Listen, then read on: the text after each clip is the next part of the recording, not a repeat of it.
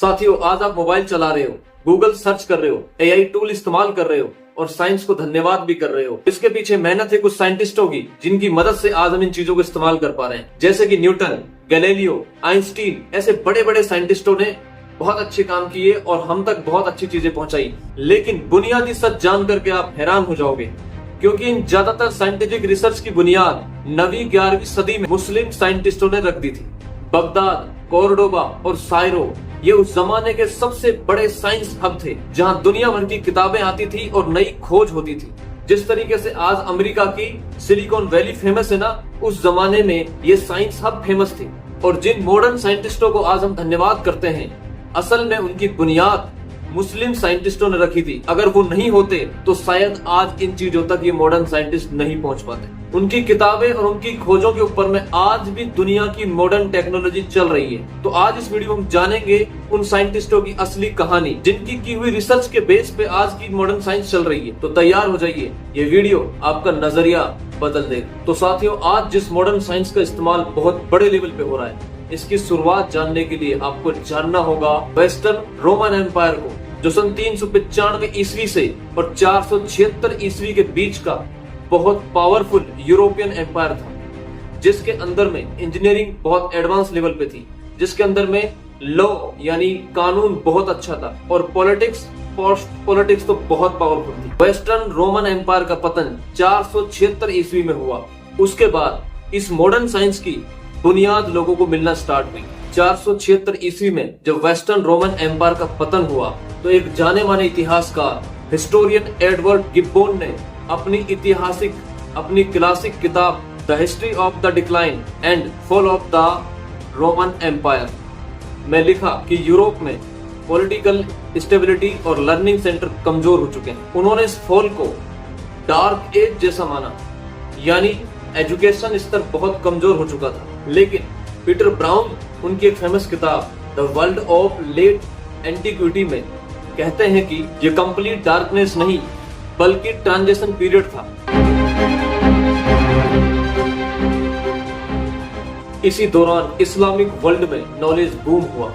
एक प्रसिद्ध इतिहासकार जिम अल खलाली ने अपनी बेस्टसेलर किताब द हाउस ऑफ विजडम ने बताया कि बगदाद के हाउस ऑफ विजडम ने मॉडर्न साइंस की नींव रखी, जहां ग्रीक, भारतीय और फारसी ज्ञान का अनुवाद और नई खोजें होती थी। जिम अल खलाली और जॉर्ज सलीबा जैसे इतिहासकार कहते हैं कि इस्लामिक मैथमेटिशियंस ने मैथ को स्ट्रक्चर्ड साइंस बना दिया।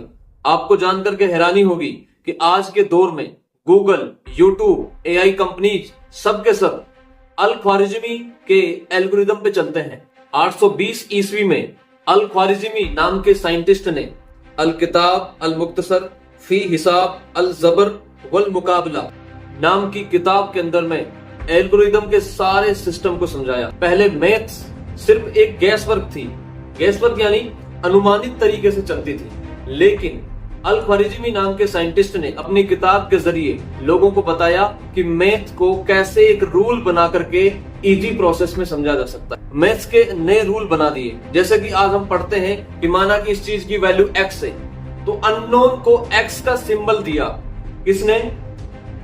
अल ख्वारिज़मी ने। और इक्वेशन बैलेंस दिया कि जैसे एक थैला है, उसके अंदर 5 सिक्के हैं, उनकी वैल्यू 10 है, तो 10 - 5 यानी थैली की वैल्यू 5 है। तो इक्वेशन बैलेंस दिया और स्टेप बाय स्टेप सॉल्यूशंस दिए मैथ को लेकर के, और यहीं से अलजेब्रा शुरू हुआ। और जब प्रॉब्लम्स को स्टेप में तोड़ा गया, तो वहीं से एल्गोरिदम बना, यानी एल्गोरिदम वर्ड उन्हीं से लिया गया है। और आज मॉडर्न साइंस उसी चीज को बड़े लेवल पे इस्तेमाल कर रही है। तो याद रहे, साइंटिस्ट अल ख्वारिज़मी एक बहुत ही बुनियादी साइंटिस्ट थे मैथ के लिए। सन 1021 ईस्वी में एक और मुस्लिम साइंटिस्ट हुए, इब्न अल हैथम, जिनको लैटिन में अल हैज़न के नाम से बुलाया जा रहा है।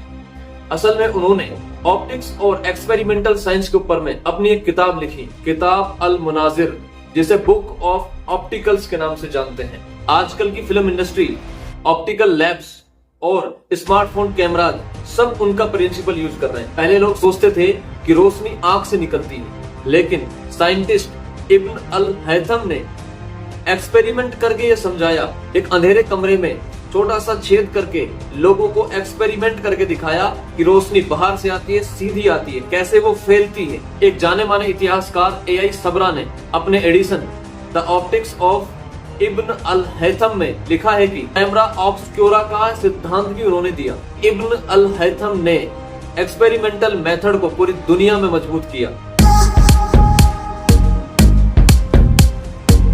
और अगर मेडिसिन के रेवोल्यूशन की बात करें तो सन 1025 ईस्वी में एक मुस्लिम साइंटिस्ट मिस्टर इब्न सीना, जिन्हें लैटिन में एविसेना के नाम से पढ़ाया जाता है, उन्होंने मेडिसिन की दुनिया में बहुत फेमस किताब लिखी अल कानून फी अल तिब के नाम से, जिसे द कैनन ऑफ मेडिसिन के नाम से जाना गया। उन्होंने मेडिसिन को ऑर्गेनाइज्ड साइंस बनाया। उन्होंने अपनी किताब में सिम्टम ऑब्जर्व करना बताया, डिजीज क्लासिफाई करना बताया और प्रॉपर ट्रीटमेंट भी बताया है। और उनकी इस किताब के बारे में पीटर ई पोरमैन ने अपनी किताब मेडिवल इस्लामिक मेडिसिन में बताया कि यूरोप की यूनिवर्सिटीज में यह किताब 600 साल तक पढ़ाई जाती रही। आज भी भारत, यूके और जर्मनी के हॉस्पिटल्स और मेडिकल रिसर्च सब एविसेना से इंस्पायर्ड हैं। एविसेना यानी इब्न सीना, जो कि एक मुस्लिम साइंटिस्ट रहे हैं और उनकी किताब बहुत फेमस रही। अब बात आती है कि ये नॉलेज यूरोप कैसे पहुंची। 1100 से 1200 ईस्वी में टोलेडो ट्रांसलेशन मोमेंट हुआ, जिसके जरिए ये सारी इंफॉर्मेशन यूरोप और बाकी जगह में पहुंचाई गई। एक जाने माने शख्स चार्लेस बॉर्नेट ने अपने research paper the coherence of the Arabic Latin translation program in Toledo में बताया कि अरेबिक किताबों को लैटिन में कन्वर्ट किया गया, ट्रांसलेट किया गया, और यही यूरोपियन रिनाइसेंस की असली नींव बनी। अब सवाल आता है कि ऐसे फेमस और बुनियादी मुस्लिम साइंटिस्टों के नाम दुनिया क्यों नहीं जानती। तो इसके कई सारे कारण हैं। जैसे पहला कारण मैं बता चुका हूँ, टोलेडो ट्रांसलेशन मोमेंट। इसकी वजह से बहुत सारे मुस्लिम नाम कन्वर्ट हो गए लैटिन भाषा में, लैटिन नामों में चेंज कर दिया गया उनको। जैसे कि इब्न सीना, जिसको एविसेना के नाम से लैटिन में लिख दिया गया। इसके अलावा इब्न अल हैथम, जिसे लैटिन में अल हैजन के नाम से कर दिया गया।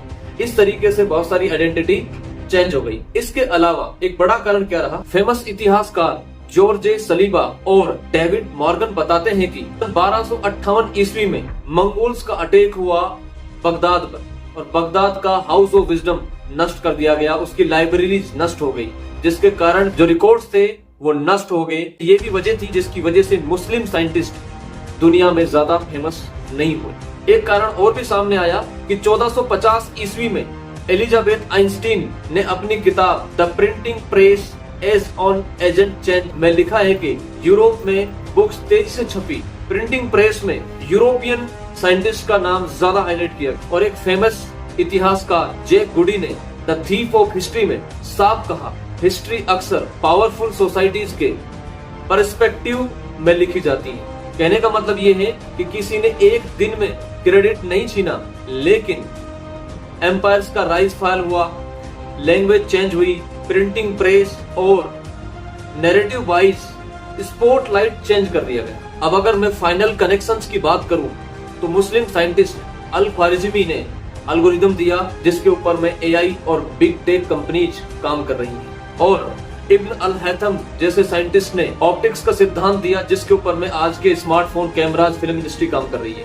और इब्न सीना जैसे मुस्लिम साइंटिस्ट ने मेडिसिन की दुनिया में बड़ी रिसर्च की, जिसके बेस पे आज मेडिकल हॉस्पिटल्स और दुनिया भर के जो है इंडस्ट्री चल रही है। इनडायरेक्टली पूरी दुनिया आज उनकी खोजें यूज कर रही है। अगर मॉडर्न साइंस को ट्रूली समझना है ना, तो उसकी रियल फाउंडेशन को पहचानना जरूरी है। साइंस किसी एक सभ्यता की कहानी नहीं है, ये एक चेन है, और मुस्लिम साइंटिस्ट इस चेन के स्ट्रॉन्गेस्ट ब्रिज थे। साथियों, अगर ये वीडियो आपको अच्छी लगी है तो लाइक जरूर करें, और आपको किस साइंटिस्ट की रिसर्च सबसे अच्छी लगी, सबसे ज्यादा यूजफुल लगी, कमेंट करके जरूर बताएं। बाकी डिस्क्रिप्शन में या कमेंट बॉक्स में मैंने आपको बहुत सारी इंफॉर्मेशन डाल दी है, आप खुद जाकर के क्रॉस चेक कर सकते हैं। Thank you very much.